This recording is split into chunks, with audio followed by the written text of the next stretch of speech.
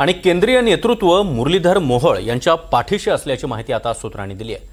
दंगेकरांना समज देण्याचा सल्ला देखील केंद्रीय नेतृत्वाने दिल्याची माहिती मिळते। अमित शहा हे आज मुंबई दौऱ्यावर आहेत आणि त्यावेळीच ही बातमी आता समोर आलेली आहे। पुणे जैन बोर्डिंग प्रकरणामध्ये मुरलीधर मोहोळ यांच्यावर गंभीर आरोप करण्यात आलेले आहेत। शिवसेना शिंदे गटाचे नेते आणि माजी आमदार रवींद्र धंगेकर यांनी मुरलीधर मोहोळ यांच्यावर हे गंभीर आरोप केले आहेत। या संदर्भात अधिक माहिती देत आहेत आमचे प्रतिनिधी सागर कुलकर्णी। सागर, केंद्रीय नेतृत्व आता मोहोळांच्या पाठीशी असल्याचं कळतंय। आज अमित शहा यांचा दौरा होता आणि दरम्यान मुरलीधर मोहोळ यांच्यावरच्या आरोपाचे प्रकरण सध्या प्रचंड गाजत आहे। एका बाजूला मित्रपक्षाचे तिथले स्थानिक आमदार, लोकप्रतिनिधी, माजी आमदार जे आहेत धंगेकर हे मोहोळ यांच्यावर टीका करत आहेत।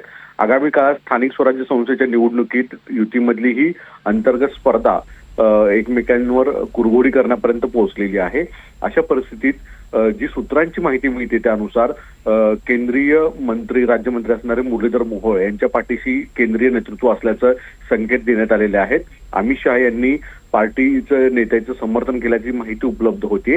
दुसरीकडे एकनाथ शिंदे यांच्यावर देखील नाराजीचा सूर या संपूर्ण प्रकरणामध्ये व्यक्त केला गेला अशी माहिती होती। याचं प्रमुख कारण म्हणजे मुळात एकनाथ शिंदेसारख्या ज्येष्ठ नेते ज्यावेळेस भाष्य करू नये असं सुद्धा सांगून सुद्धा धंगेकर हे वारंवार विधान करतायत। यावरनं महायुतीमध्ये मिठाचा खडा पडण्याची शक्यता नाकारता येत नाही, वाद विकोपाला जाण्याची शक्यता नाकारता येत नाही।